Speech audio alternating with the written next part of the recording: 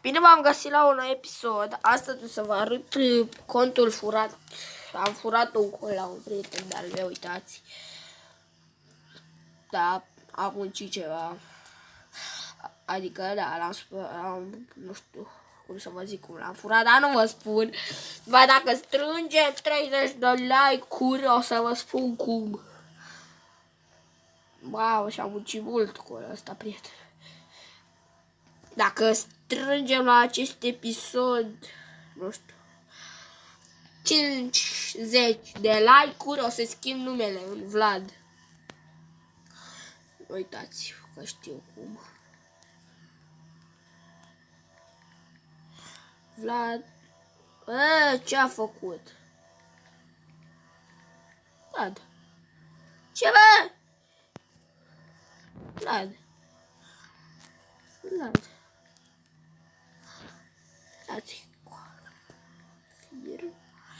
Și gata, asta așa se schimb. Dacă vreți să uitați, ăsta este contul secundar. Mi-a schimbat și tot. Nu mai este contul ăla. L-a picat pe Mr. P, l-am și maxat. Dacă vreți să intrați în acest club, vedeți, uitați, cel mai șmecher club. Asta este contul meu mare, dacă vă întrebați. Mi-a picat și mie de curând pe el, pe și Max din Megabox. Dacă vă place acest episod, uitați, ia uite, ba, maxa și Brawl Pets-ul. Pune, bă, cu roșu, bă, stai care e roz, de fetiță. Sfirgă Clubs. Gata. Din member. Hai să ne băgăm în club. Băi, băieți, dacă strângem acest like, o să păstrez contul. Și o să, că trebuie să-l șteargă, că se enervează, e foarte verișoară, e verișoară pe contul, da. Da, hai să maxăm Brawler, ce care mai are, de maxat. Oh, Barley și cu Frank. Vă băieți, cam atât cu acest video. Dacă vreți acest cont, nu uitați să vă rupeți butonul de like, să vă abonați. Știu că nu are prea mulți brawler, are brawl pe subaxa. Dacă aveți bani, puteți să băgați aici.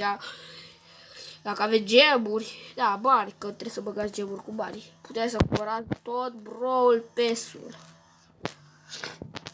Și e ceva și puteți să-l lași pe search și băgați punctele în el. Bine, uitați. Ia uitați aici până unde l-a făcut. Gata.